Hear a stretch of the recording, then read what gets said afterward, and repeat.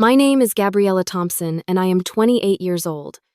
After 4 years as an Army combat medic in Iraq, I never expected my toughest battle would be fought back home. When I received that weak, barely audible voicemail from my grandmother Eleanor, something in her voice terrified me. I pulled every string to get emergency leave, but nothing prepared me for what I found. An empty house, a dying woman, and a betrayal that would shatter our family forever. If you are watching this from a military family, please drop a comment letting me know where you are stationed and hit subscribe because the next part shows why those of us who serve sometimes feel like strangers in our own homes. The sand and heat of Iraq had become my normal after 4 years of deployment. As a combat medic, I had seen the worst humanity could do to a body, but also witnessed the most incredible resilience of the human spirit. My unit had become my family, bound by experiences civilians could never truly understand. 3 weeks before my unexpected return, our convoy had been hit. I still remember the deafening explosion, the vehicle ahead of us flipping the screams. Training kicked in and I was moving before conscious thought, my medical bag already in hand as I sprinted toward the overturned Humvee. "Thompson, wait for cover," someone had shouted, but there was no time.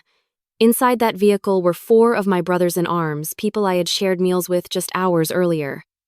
The memories of that day still came in flashes, dragging Private Martinez out through the shattered windshield, applying a tourniquet to Lieutenant Miller's leg, while bullets pinged against the metal around us, the weight of Sergeant Collins as I pulled him behind the wreckage for shelter. All 4 survived, and Captain Reynolds later said it was nothing short of miraculous. "Thompson, you have the steadiest hands in the worst situations," Captain Reynolds had told me during the debriefing. "Your quick actions saved lives today." I had accepted the compliment with a nod, but inside I felt hollow. Each mission seemed to take another piece of me, leaving behind something harder but also more fragile. My unit understood this contradiction. We never needed to explain our nightmares to each other. It was Captain Reynolds who noticed my distraction after I received the voicemail from my grandmother. I had listened to it during a rare moment of downtime, sitting alone in the corner of the mess hall. "I am sorry to bother you, sweetheart." My grandmother had said, her voice so faint. I had to press the phone hard against my ear. "I know you are doing important work. I do not feel well, and your parents. They are not answering my calls. I will be fine. I love you, Gabriella." Something in her voice had sent ice through my veins. In all my life, my grandmother, Eleanor, had never complained, never asked for help. She was the strongest woman I knew, raising my mother mostly alone, while my grandfather William was deployed during Vietnam, then raising me during the many times my parents were finding themselves on various exotic vacations. Captain Reynolds found me staring at my phone, my food untouched. "Thompson, you look like you just got orders for another tour," he said, sitting across from me. "What is it?" I explained about the voicemail, about the nagging feeling that something was terribly wrong. Captain Reynolds listened without interruption, his face growing more serious with each word. "Family emergency leave exists for a reason, Thompson," he said finally. "Start the paperwork. I will push it through." The process was not simple. Emergency leave required documentation, justification signatures from multiple officers. Without concrete evidence of a critical situation, the bureaucracy moved slowly. For 3 days, I called my parents' cell phones repeatedly, getting only voicemail. I called my grandmother back, but there was no answer. Captain Reynolds advocated for me, calling in favors and expediting the process. "Your record is exemplary, Thompson," he told me. "And sometimes you have to trust your gut. If you feel your grandmother needs you, that is good enough for me."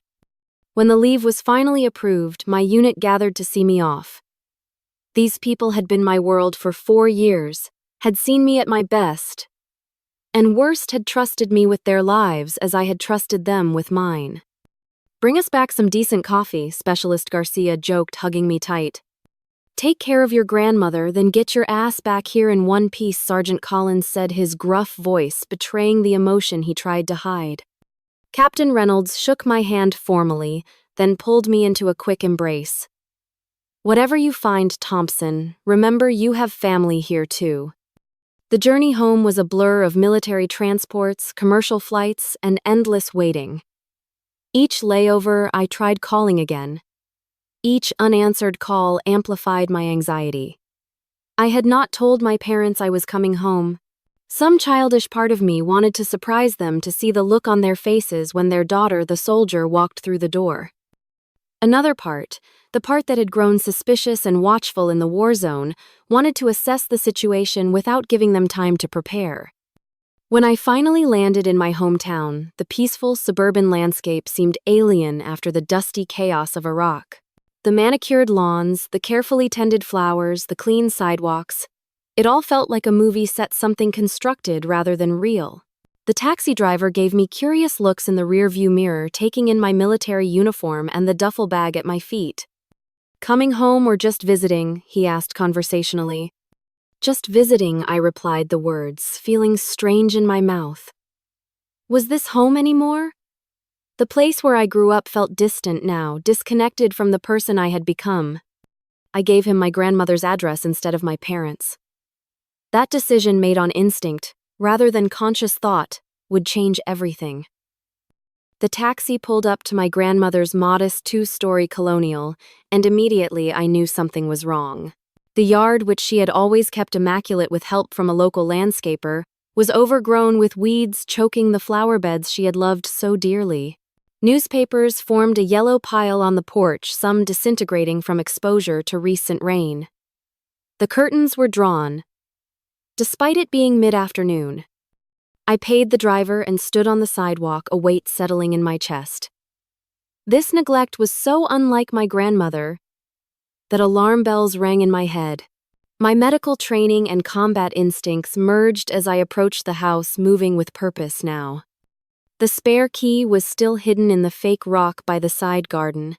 Inside, the house was silent except for the steady tick of the grandfather clock in the hallway.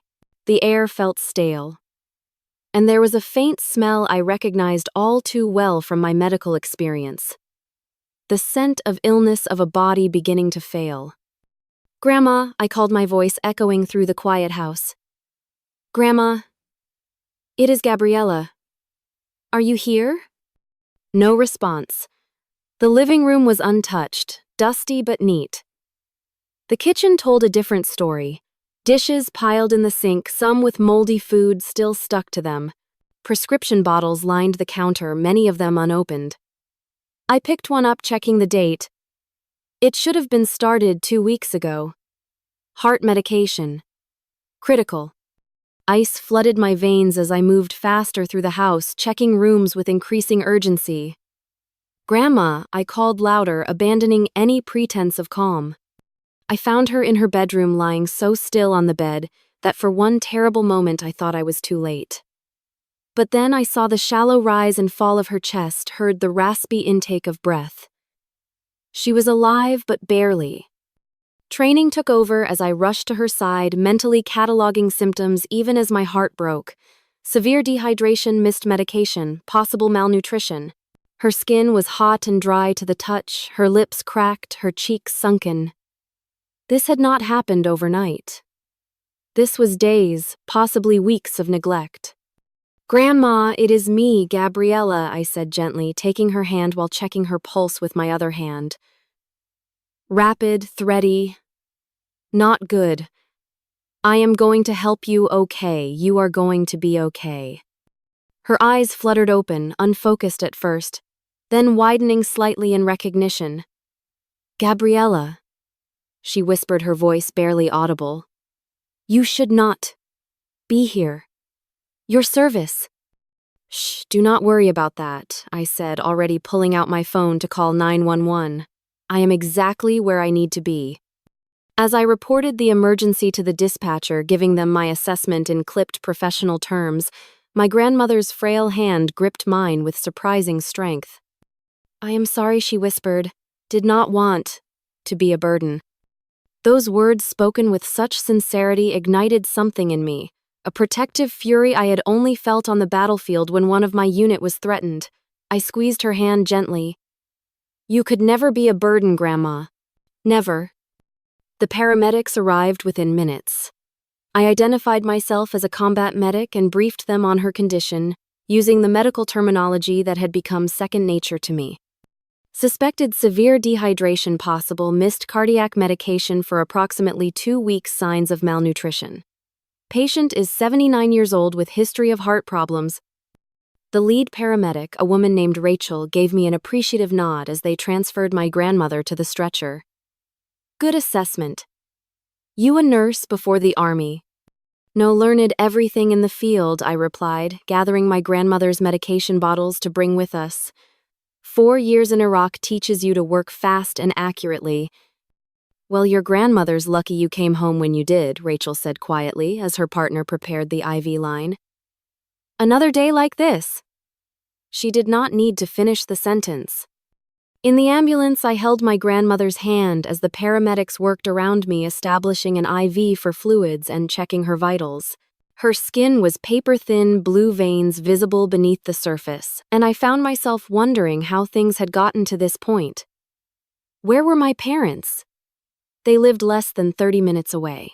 Why had they not been checking on her? At the hospital, the emergency team took over, and I found myself relegated to the waiting room despite my medical background. Civilian rules were different, and here I was, just family, not a healthcare provider. The helplessness was suffocating after years of being the one people relied on in crisis. While waiting for news, I searched through my grandmother's phone, which I had grabbed along with her purse before leaving the house. I needed answers, and I needed them now. What I found made my blood run cold. A text thread with my mother from 3 weeks ago. Grandma not feeling well today. Could you please come over? Having trouble getting to my medication? Mom, sorry mom, really busy with work. Can you call a neighbor, Grandma? Everyone is at work. Just need help for a little while. Mom, take a taxi to the doctor if you're really feeling bad. We're swamped with preparations for our trip. Grandma, what trip? Mom, Rob and I are going to Cabo for a few weeks. Much needed break. We'll check in when we get back. Grandma, when are you leaving? Mom, tomorrow morning. Early flight. Grandma, please, Diana. I do not feel right. There were no more messages after that. My mother had not responded to my grandmother's plea for help. Instead, according to the timestamp, she had left for vacation the very next day.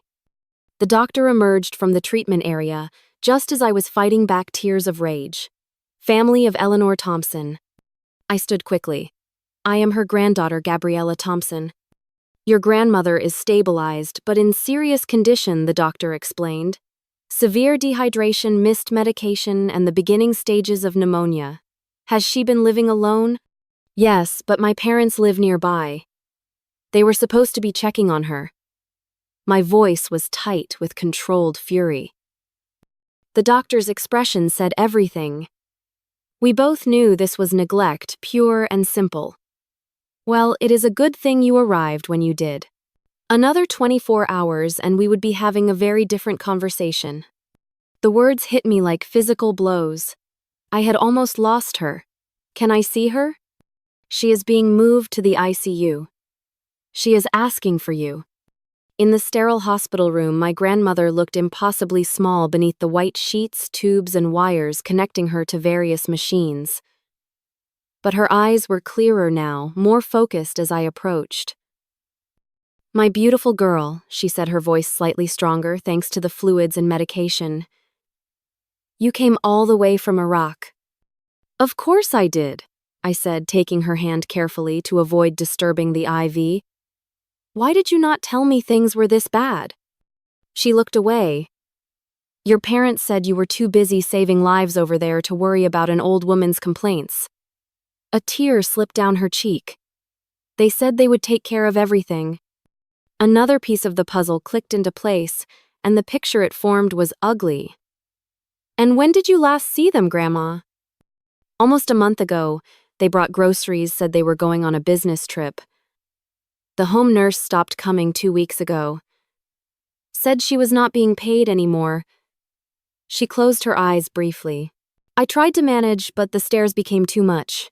I got so tired. I swallowed hard against the lump in my throat. Rest now, Grandma. I am here and I am not going anywhere. As she drifted off to sleep, I pulled out my phone again, this time opening Facebook.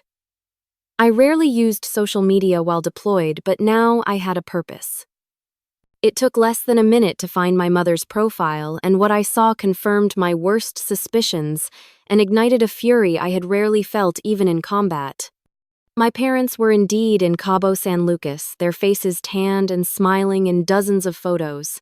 Poolside cocktails, sunset cruises, spa treatments, all posted publicly with captions about living their best life and deserving this break. The timestamps showed they had left the day after my grandmother had texted for help and had been there ever since. While my grandmother lay dying alone in her bedroom, they were parasailing and attending beach parties. My hands shook with rage as I scrolled through the endless vacation photos. My mother Diana and father Robert seemed to be competing for who could look more carefree. Day 7 in paradise, read one caption under a photo of them clinking champagne glasses on a catamaran. Absolutely deserved after such a stressful year. Managing family obligations. My grandmother, their mother, apparently qualified as a stressful obligation rather than a beloved parent who had sacrificed everything for them. Another post made my jaw clench. Sometimes you just have to put yourself first. No regrets about this spontaneous getaway. This one was timestamped exactly 1 week after they had left my grandmother alone. I called my mother's cell phone, not caring about the international roaming charges they would incur. After 4 rings, she answered the sound of music and laughter in the background. "Gabriella, is that you, honey?" What a surprise! Her voice was artificially bright, slightly slurred from what I assumed were afternoon cocktails. "Where are you?" I asked, my voice deadly calm. "Oh, your father and I are just taking a little vacation in Mexico. Much needed stress relief, you know how it is." She laughed, the sound grating against my ears. "We have been working so hard taking care of your grandmother and managing everything while you are away playing soldier."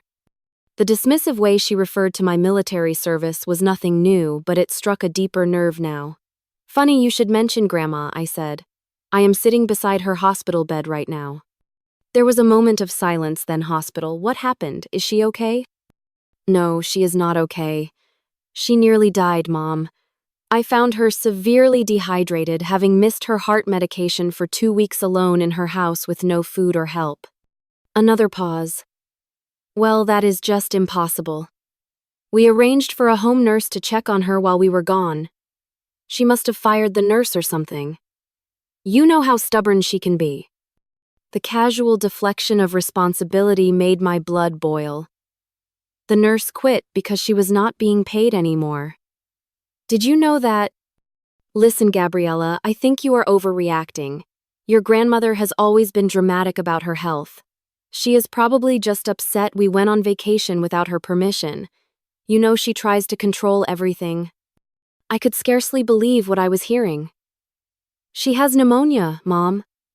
The doctor said another day and she would have died. Alone.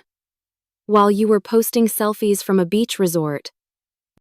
"Now you are just trying to make me feel guilty," my mother snapped, her tone hardening. "We have given up everything to take care of her since your grandfather died. We deserve a break. You have no idea what it is like because you conveniently ran off to the army instead of helping with family responsibilities." "Put Dad on the phone," I demanded, unwilling to engage with her twisted logic. "He is in the pool. Look, we will cut our trip short and be home in a few days. Okay, stop being so dramatic. A few days, she is in intensive care right now." "What do you expect us to do, Gabriella? Waste thousands of dollars on changed flights when the doctors are already taking care of her? You are there now, so problem solved. We will see you both when we get back." The call ended, leaving me staring at my phone in disbelief. This level of callousness went beyond mere selfishness. Something else was going on, and I intended to find out what. I found the home nurse's contact information in my grandmother's phone. Heather Jackson, RN. I called her immediately. "Miss Jackson, this is Gabriella Thompson, Eleanor Thompson's granddaughter. I am a combat medic home on emergency leave, and I found my grandmother in terrible condition. I understand you were her home nurse until recently. There was a pause on the other end of the line. Yes, I was. And I feel terrible about what happened. Is she okay? She is stable but in the ICU. Can you tell me why you stopped coming to care for her? Heather sighed heavily. Your parents stopped paying me 6 weeks ago. I continued visiting for 2 more weeks unpaid because I was worried about her, but I have my own bills and family to support. I called your parents repeatedly, but they kept saying the payment was processing, or that they were sorting out insurance issues. Did they tell you they were going to Mexico? No, Heather said, sounding surprised. They told me they were dealing with business problems and would be very busy but reachable by phone. I left detailed instructions with them about your grandmother's care schedule, her medications, everything. And who was supposed to be checking on her after you left? Your mother assured me they would be stopping by daily and had arranged for another service to take over. I asked for the name of the agency so I could transfer my notes, but she said she would handle it. Heather paused. There was no other service, was there? No, I confirmed grimly, there was not. After thanking the nurse and getting her agreement to provide a statement if needed, I returned to my grandmother's house once the doctors assured me she would sleep through the night with the help of medication. The house felt even more oppressive in the darkness. I turned on lights as I moved through the rooms, determined to understand the full scope of what had happened. In the kitchen, I found a stack of mail piled on a side table. Bill after bill, many stamped paste, due, or final notice. Electric, water, property tax, medical bills, all unopened. This made no sense. My grandfather had left my grandmother well provided for. He had been a successful engineer with an excellent pension and substantial savings. There should have been more than enough money to cover these expenses. In the study, I found more financial documents. Bank statements showing regular large withdrawals over the past year, all made by my mother, who was apparently a co-signer on the accounts. Credit card statements in my grandmother's name, with charges for restaurants, boutiques, and travel agencies that my grandmother would never have visited. The picture was becoming clearer, and it was even uglier than I had initially thought. My parents had not just neglected my grandmother. They had been systematically draining her resources while providing minimal care. As I stood in my grandfather's study, surrounded by evidence of my parents' betrayal, my eyes fell on the painting behind his desk. A landscape of the mountains in Colorado, where he and my grandmother had honeymooned. Something stirred in my memory. A conversation from years ago when I was home on leave, after basic training. Gabriella, my grandfather, had said, leading me into this very study. I want to show you something. Just between us. He had moved the painting aside, revealing a wall safe. The combination is your birthday. If anything ever happens to me and your grandmother needs help, you remember this safe. Everything important is in here. My grandfather had died 2 years ago from a sudden heart attack. In the grief and chaos that followed, with my parents taking charge of the funeral arrangements and my grandmother's care, I had forgotten about the safe. Until now. I moved the painting aside, revealing the small metal safe embedded in the wall. My birthday, 03-201997. The lock clicked and the door swung open. Inside were several folders of legal documents, a small box, and a USB drive labeled in my grandfather's neat handwriting, "For Gabriella, watch first." I stared at the USB drive, my grandfather's handwriting, bringing a lump to my throat. Even 2 years after his death, I missed him terribly. William Thompson had been a man of integrity, a Vietnam veteran who understood what it meant to serve, who had supported my decision to join the Army when my parents had responded with disdain. I remembered how he would sit with me on the back porch when I was home on leave, listening to my stories from deployment without judgment or the uncomfortable pity I often saw in civilian eyes. "You are doing important work, Gabby," he would say. "But remember, the strength that helps you survive over there can become a wall that keeps people out over here. Do not let the war take your compassion." With shaking hands, I took the USB drive and the folders to my grandfather's desk. His laptop was still there, dusty but functional. I plugged in the drive and found a single video file. My grandfather's face filled the screen and I had to stifle a sob. He looked exactly as I remembered him. Steel gray hair, neatly combed, blue eyes, sharp and kind behind wire-rimmed glasses, the slight smile that always seemed to play at the corners of his mouth. "Hello, Gabriella," he began. "If you are watching this, then something has happened that has caused you concern about your grandmother's welfare. I pray that day never comes, but I have learned in life to prepare for all eventualities." He shifted slightly, looking uncomfortable with what he needed to say next. "Your mother has always been complicated. Eleanor and I perhaps indulged her too much, compensated too much for her self-centeredness by giving her everything she wanted. We hoped she would grow out of it, but instead she found Robert, who unfortunately shares and encourages her worst tendencies." My grandfather sighed, looking suddenly older. "When I had my first heart scare last year, I saw something in their eyes when the doctors discussed my prognosis. Not concern, but calculation. I pray I am wrong about them, Gabriella. I truly do. But if I am not, and if they have in any way neglected your grandmother or misused the resources meant for her care, then you need to know several things." He proceeded to explain in detail the provisions he had made. The house and the majority of his assets had been left to my grandmother, with my parents named as executors of the will, but with strict fiduciary responsibilities. There was a sizable trust specifically for my grandmother's medical care and living expenses.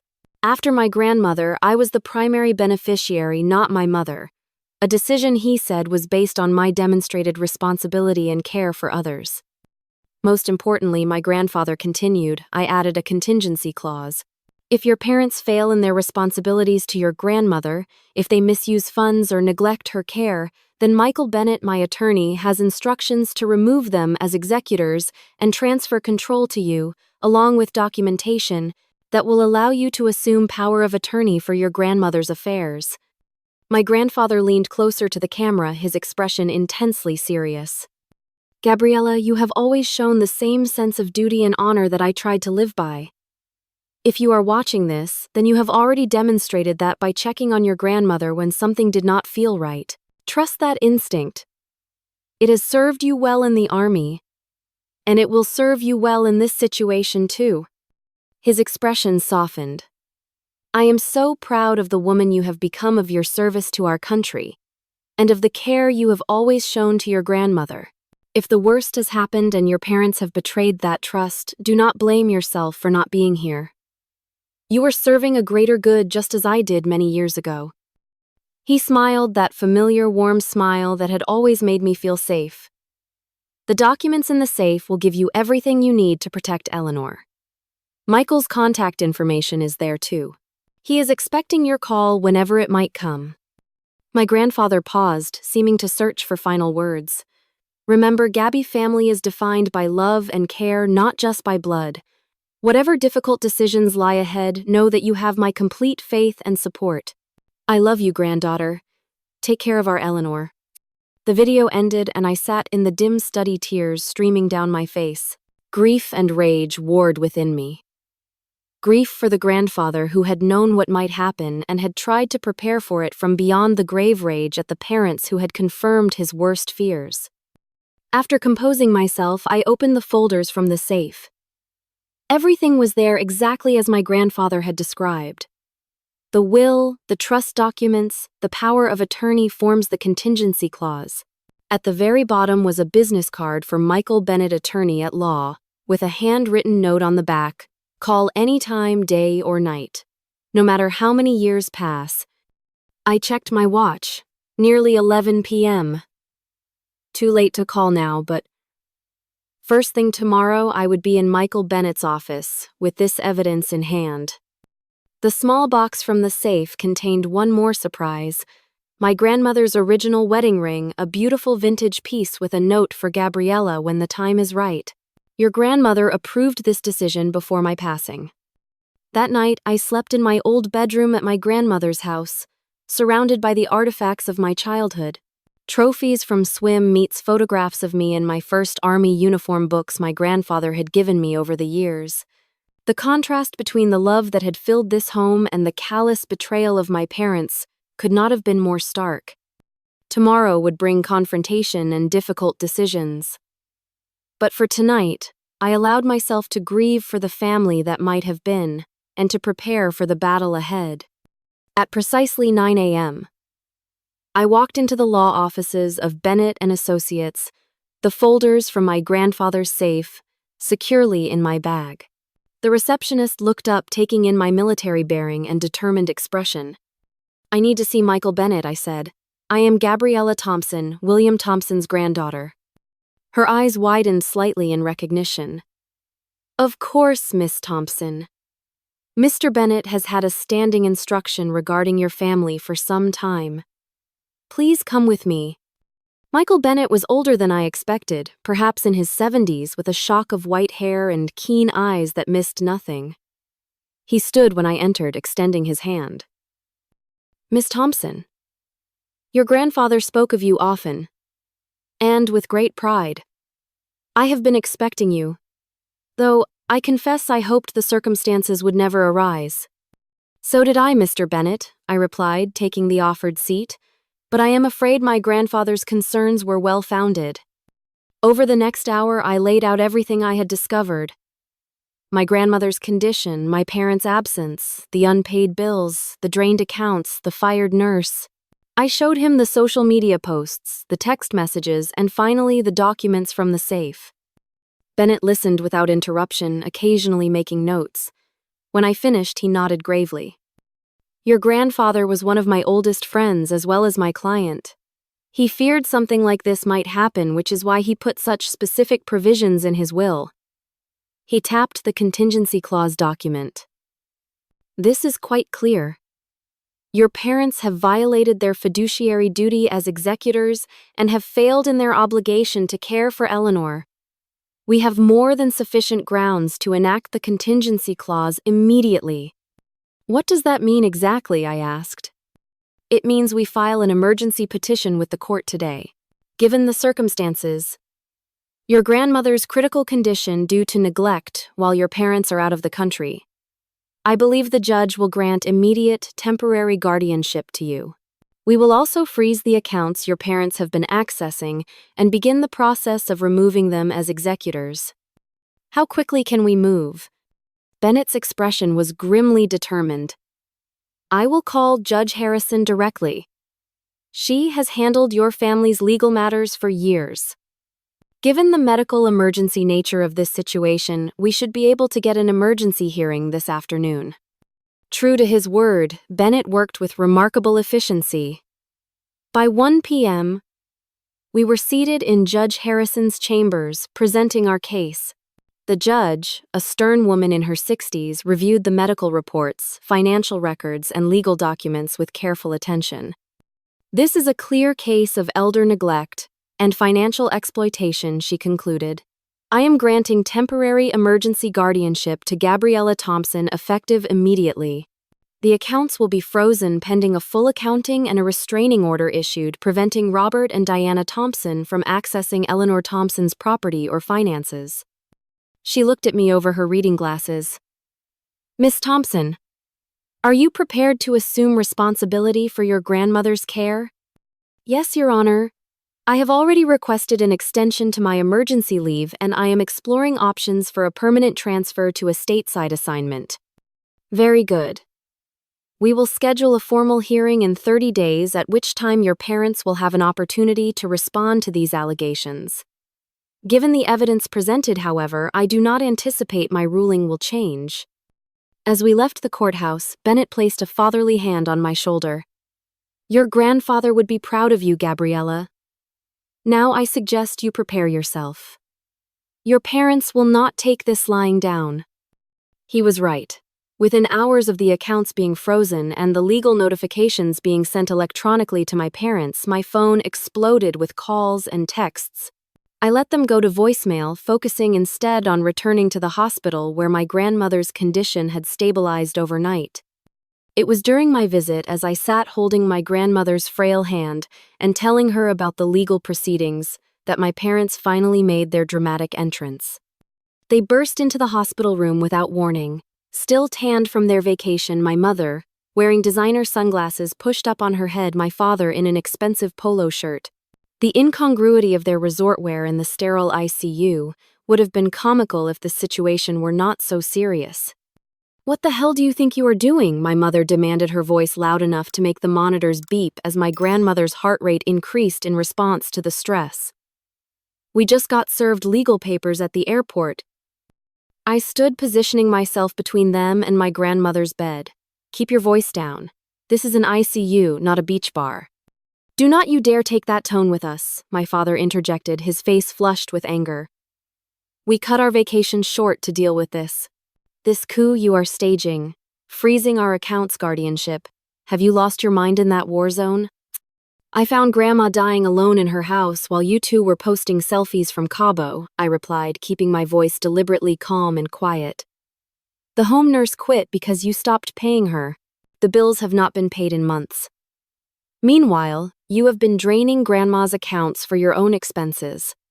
What exactly did you think would happen when this was discovered?" "We have been managing your grandmother's affairs just fine," my mother snapped. "So we took a vacation. We deserved it after everything we have done. Do you have any idea how difficult it is to care for an elderly parent?" "Actually, I do," I countered. "I have been doing it for the past 48 hours while simultaneously dealing with the mess you left behind. And apparently your idea of managing affairs includes embezzlement and elder neglect." My father stepped forward, finger pointed at my face. "Now you listen here." "No, you listen," I interrupted, my combat-trained instincts making me stand taller, my voice taking on the commanding tone I used in crisis situations. "Grandma is going to recover, no thanks to you. The court has granted me temporary guardianship. The financial investigation is already underway. And if you do not leave this room right now, I will have security remove you as you are causing distress to a critical patient." "You cannot keep us from our own mother," my mother protested, looking around as if seeking support from the hospital staff who were now watching the confrontation with concerned expressions. "Actually, the restraining order says I can," I replied. "You can contest all of this at the hearing in 30 days. Until then, stay away from Grandma and her property." "This is not over," my father growled as a security guard approached, summoned by one of the nurses. "You have no idea who you are dealing with." "Neither did you," I responded quietly. "Now please leave before you are escorted out." They left, my mother's theatrical sobs echoing down the hallway. As the door closed behind them, I turned back to my grandmother, who was watching me with a mixture of distress and something that looked like pride. "I am sorry you had to see that, Grandma," I said, taking her hand again. "You sounded just like your grandfather," she whispered. "He would be so proud of you standing up to them like that." The next few days were a whirlwind of activity. The financial investigation revealed the full extent of my parents' misdeeds. Over $200,000 diverted from my grandmother's accounts. Over the past year, bills left unpaid, despite ample funds being available, and, perhaps most disturbing, attempts to refinance my grandmother's fully paid house, with my mother forging signatures on the paperwork. The emergency hearing became a formal removal proceeding, with the judge invoking the contingency clause in my grandfather's will and permanently removing my parents as executors. Control of all assets was transferred to me with court oversight to ensure proper management. Most satisfying was the judge's ruling on the disinheritance provision. Another clause my grandfather had included stating that any executor who breached their fiduciary duty would forfeit their inheritance. My parents had effectively disinherited themselves through their actions. As they left the courtroom, their expressions of shocked entitlement confirmed everything my grandfather had feared about their character. They had gambled with my grandmother's life for their own comfort, and lost everything in the process. The weeks following the court ruling were challenging in ways I had not anticipated. My parents, faced with the consequences of their actions, launched a desperate campaign to salvage both their financial situation and their social standing. My phone became unusable as they bombarded me with calls and messages. 82 missed calls in one 24-hour period alone. The messages evolved from rage, "You ungrateful brat," to manipulation. "Your grandfather never understood our sacrifices," to pitiful pleading. "We will be ruined without that money." I blocked their numbers, but they enlisted family, friends, and distant relatives to act as intermediaries, each one calling with some variation of, "There must be a way to work this out within the family." What these well-meaning but misguided individuals failed to understand was that my parents had already destroyed the family through their actions. This was no longer about money but about justice and my grandmother's safety. Meanwhile, as my grandmother's health improved enough for her to be moved from the ICU to a regular room, I focused on rebuilding the support system that should have been in place all along. I rehired Heather, the home nurse, arranging for her to receive back pay for the weeks she had worked without compensation. I contacted the landscaping service, the housekeeping service, and all the other providers who had helped maintain my grandmother's quality of life before my parents had cut corners to fund their extravagant lifestyle. One unexpected source of support came from James Wilson, my childhood friend who now worked as a physical therapist at the hospital. We had grown up on the same street, our houses just 3 doors apart, and had remained casual friends through high school before life took us in different directions. Me to the army, him to college and professional training. James spotted me in the hospital cafeteria one evening and joined me uninvited, his familiar grin a welcome sight after days of legal battles and family drama. "Gabriella Thompson," he said, setting his tray across from mine. "The prodigal combat medic returns. Though from what I hear, you have been fighting different kinds of battles since you got back." I smiled despite my exhaustion. Word travels fast. "Small town," he shrugged. "Plus I was on rotation in the ICU when your parents made their scene. Pretty hard to miss." I winced. Not my family's finest moment. "Hey," he said, his expression turning serious. "What you are doing for your grandmother, it is incredible. And for what it is worth, not everyone is taking your parents' side. Some of us remember how your grandfather was, what he stood for. The apple did not fall far from the tree with you." That simple validation brought unexpected tears to my eyes. James pretended not to notice, giving me a moment to compose myself by launching into a story about our old high school principal, who had recently been caught skinny dipping in the town lake after the annual fundraiser. By the time he finished the ridiculous tale, I was laughing for the first time since returning home. It felt foreign, almost wrong given the circumstances, but also necessary. "Listen," James said, as we finished our mediocre hospital coffee, "I specialize in geriatric physical therapy now. If your grandmother needs help with recovery once she is discharged, I would be happy to work with her. Professional rates, of course. I know you are doing everything by the book." His offer was the first of many from the community. As news spread about what had happened, people stepped forward, neighbors offering to check in daily once my grandmother returned home, my grandfather's old friends from the VFW providing transportation to medical appointments, even the POUS, local grocery store, arranging special delivery service. It was a powerful reminder that family could be defined by care and commitment rather than just by blood. Exactly as my grandfather had said in his video message. My parents, meanwhile, escalated their desperate attempts to regain control. They spread rumors that my military service had left me mentally unstable, that I was paranoid from PTSD and imagining their misdeeds. When that failed to gain traction with people who actually knew me, they tried breaking into my grandmother's house while I was at the hospital, apparently searching for additional documents or valuables. The security system I had installed caught them in the act, resulting in a police report and strengthening of the restraining order. Their increasingly erratic behavior only confirmed the wisdom of my grandfather's contingency planning. The final confrontation came when my mother ambushed me in the hospital parking lot, blocking my car with hers. She stepped out, designer purse clutched like a shield, her expression a carefully constructed mask of maternal concern. "Gabriella, sweetheart, this has gone far enough," she began, her voice honey sweet in a way that had always preceded manipulation. "Your father and I are worried about you. The stress of war, coming home to a sick grandmother, It is no wonder you are not thinking clearly. I stood by my car door, keys in hand, maintaining a careful distance. I am thinking perfectly clearly, Mom.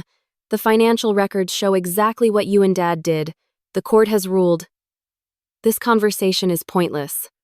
Family should not be treating each other this way, she pressed, taking a step toward me. Your grandfather would be heartbroken to see this division. The invocation of my grandfather ignited a cold fury within me. Do not speak of him. He saw through you both long before I did. That is why he prepared for exactly this situation. Her facade cracked, slightly, anger flashing in her eyes. He always did favor you, turning you against us with his military nonsense and talk of duty and honor. And now look at you. So righteous. So judgmental. This is not about judgment, Mom. It is about consequences. You left your own mother to die alone while you partied in Cabo. You stole her money. You fired her nurse. These are not accusations. They are documented facts. We made one mistake, she insisted, her voice rising. One vacation at the wrong time. Does that erase decades of being good parents to you? Does that justify destroying our lives, taking our inheritance? I looked at her, really looked at her, and for the first time saw clearly the person she truly was. Not a mother who had failed or made mistakes, but someone fundamentally incapable of accepting responsibility, of putting others before herself. This was never about the inheritance, I said quietly. This was about Grandma's safety and well-being. The fact that you still do not understand that tells me everything I need to know.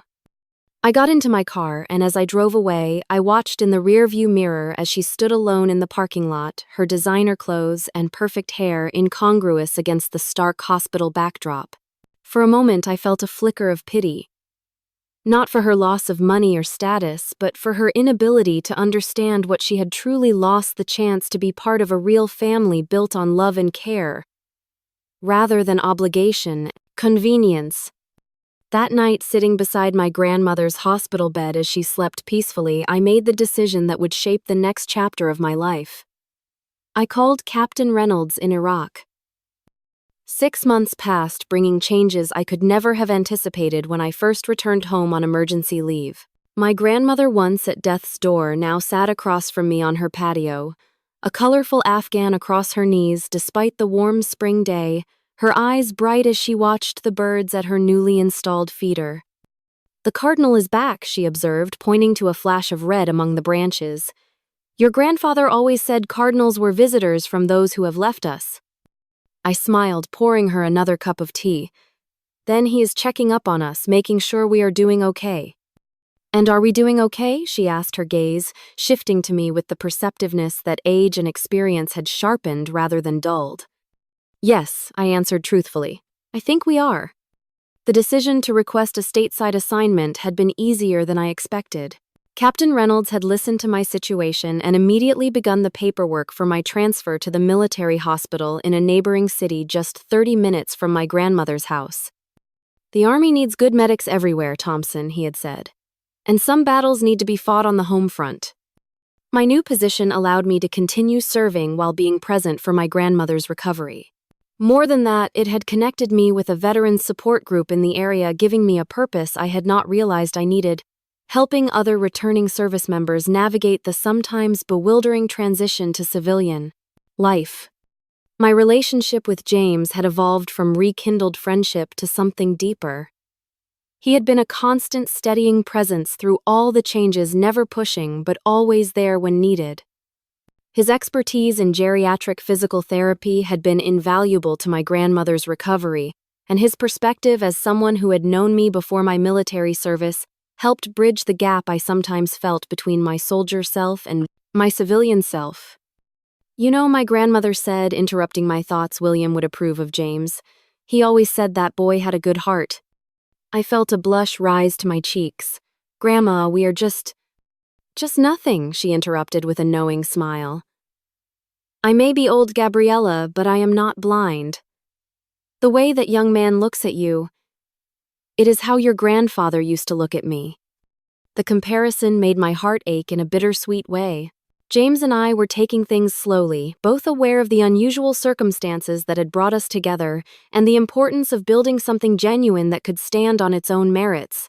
But there was no denying the connection between us, the easy understanding and shared values that made conversation flow and silence comfortable. "What about your parents?" my grandmother asked, suddenly her expression sobering. "Have you heard from them?" The question was inevitable, though we rarely discuss them these days. After the final confrontation in the hospital parking lot, my parents had made one last desperate attempt to contest the court's ruling, hiring an expensive attorney who specialized in overturning wills. The effort had failed spectacularly, with the judge not only upholding the original decision, but also ordering them to pay all legal costs. Last I had heard, they had moved to Florida, starting over with whatever resources they had managed to salvage.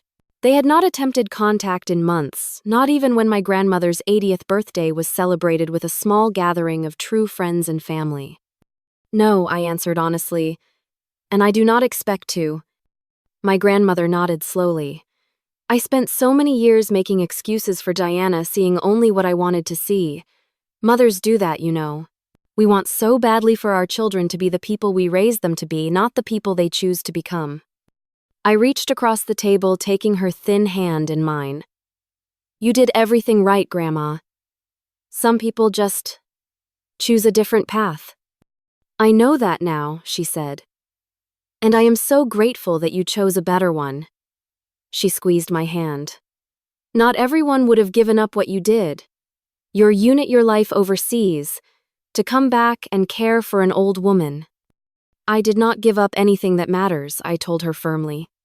"I gained everything that does." And it was true. The past 6 months had been challenging but clarifying. I had learned lessons about family duty and resilience that no military training could have taught me. I had learned that family was not defined by obligation, but by choice. The daily choice to care, to show up, to put others' needs alongside your own. My unit in Iraq had been family. James was becoming family. The network of support we had built around my grandmother was family. Blood was only the beginning of the story, not the whole of it. I had learned that the strength that had served me in combat, the ability to stay calm in crisis, to assess situations quickly, to act decisively, had applications far beyond the battlefield. That same strength had allowed me to stand up against injustice in my own family, to navigate complex legal and medical systems, to rebuild what had been broken.